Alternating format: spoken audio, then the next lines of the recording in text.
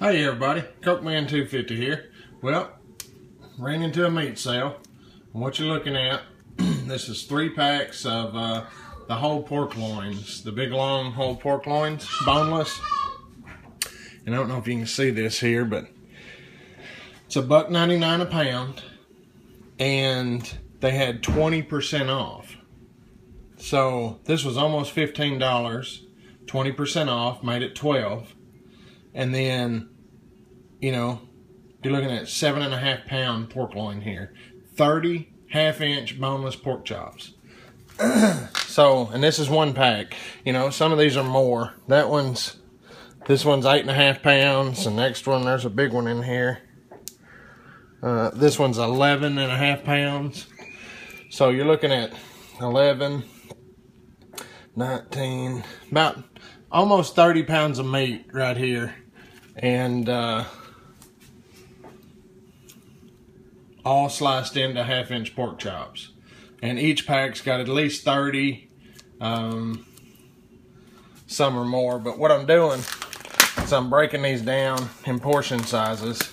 But before I break them down and vacuum seal them into portion packs to go in the freezer, what I'm going to do here, and I have a cookie sheet set up, and I got a piece of parchment paper down. What I'm doing, so I'm just going to line this cookie sheet with the parchment paper. I'm sticking these boneless loin chops on here. And we're going to start stacking this up. And each layer in between will have a piece of parchment paper. And what this is going to do, I'm going to stack this up, and then we'll stack them in the freezer, the big freezer, and we'll let them freeze. That way when I vacuum seal into portion packs, there won't be any juices. All that juice will be frozen, and it won't get sucked up in the vacuum sealer. You don't have to deal with the paper towel in the vacuum bag and all that. 5 layers, parchment paper in between each layer. Got about 15 loin chops per layer. And I also have this left over, and this is going to a family get-together tonight. I'm fixing to season them up, and those are going to be going in the smoker. So this right here, these will be put in the freezer, and you know, take the whole tray, slip it in the freezer overnight. They'll be individually frozen. So tomorrow I can take an individual frozen loin chop and do about 5 per pack, 6, probably 6, a good even number. And we're going to portion pack them into freezer,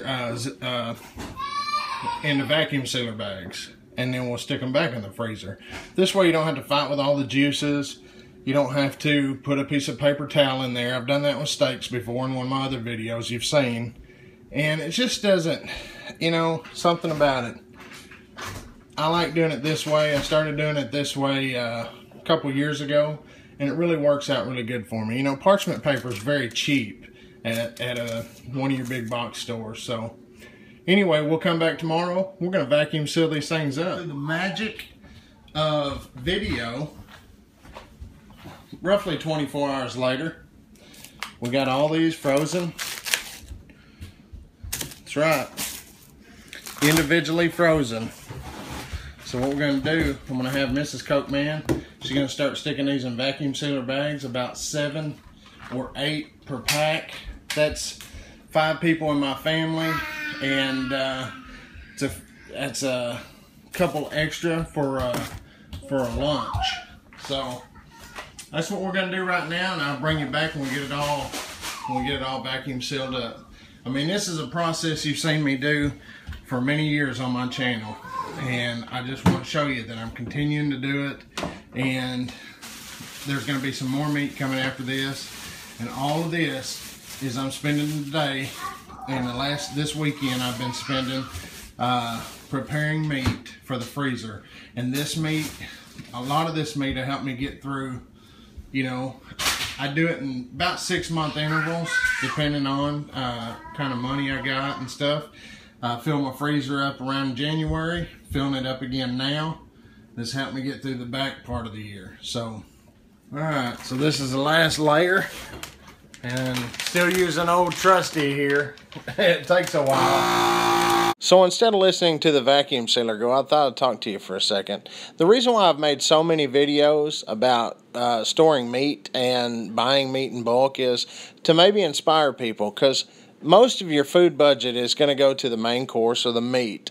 So if you can buy the most amount of meat, most amount of main course for the least amount of money, that's more money that you're going to have in your budget to sink into your homestead and also to spend being more prepared.